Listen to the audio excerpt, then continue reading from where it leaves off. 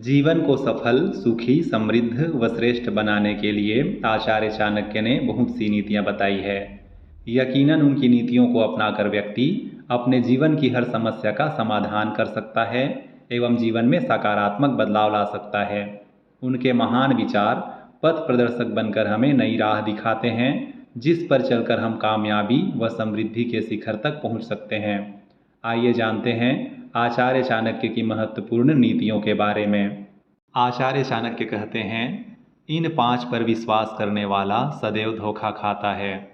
बहती हुई नदी, अस्त्र शस्त्र लेकर चलने वाला इंसान, लंबे नाखून व सींग वाले हिंसक जानवर, कुटिल स्त्री और शाही परिवार के लोगों पर कभी विश्वास नहीं करना चाहिए, क्योंकि ये कब विश्वासघात कर दे पता नहीं। आपत्ति काल के लिए धन की रक्षा यानी धन संचय करना चाहिए, क्योंकि मुसीबत के समय संचित धन ही काम आता है। धन से अधिक रक्षा पत्नी की करना चाहिए। पत्नी धन से बढ़कर है। कभी उसके जीवन सम्मान का प्रश्न सामने आए तो धन की परवाह नहीं करना चाहिए, किंतु कभी आत्मसम्मान की रक्षा का प्रश्न आए तो धन और पत्नी दोनों का त्याग भी करना पड़े तो पीछे नहीं हटना चाहिए। जो व्यक्ति पराई स्त्री पर कुदृष्टि रखता है, उसके साथ अनैतिक संबंध स्थापित करता है एवं स्त्रियों का अपमान करता है, वह जीवन में कभी सुखी नहीं रह सकता। बाली ने अपने भाई सुग्रीव की पत्नी पर बुरी नज़र रखी तो उसका सर्वनाश हो गया था। हमारे ग्रंथों में भी कहा गया है कि पराई स्त्री पर गंदी नज़र रखने वालों को लाख प्रयास के बाद भी किसी काम में सफलता नहीं मिलती। वह पुरुष जीवन में कभी खुश नहीं रह सकता और उसका पतन भी निश्चित रूप से होता ही है। जिस तरह चंदन का वृक्ष दुनिया में अपनी भीनी सुगंध और शीतलता के लिए जाना जाता है, लेकिन उसी चंदन के वृक्ष पर संसार के सबसे विषैले सर्प भी निवास करते हैं।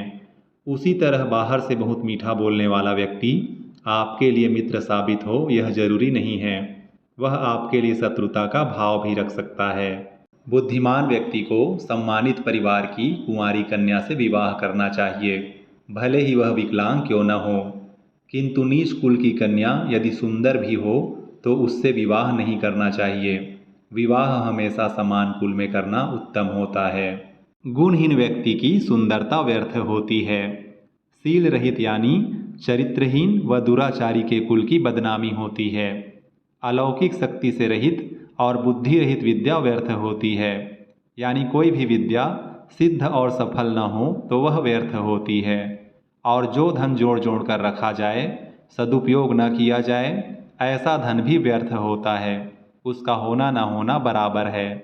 जो व्यक्ति हमेशा बिना कारण दुखी रहता है, जो लोग सभी प्रकार की सुख सुविधा संपन्नता पाने के बाद भी जीवन से असंतुष्ट रहते हैं, दुखी रहते हैं, ऐसे लोगों की भी भलाई करने पर दुख ही मिलता है।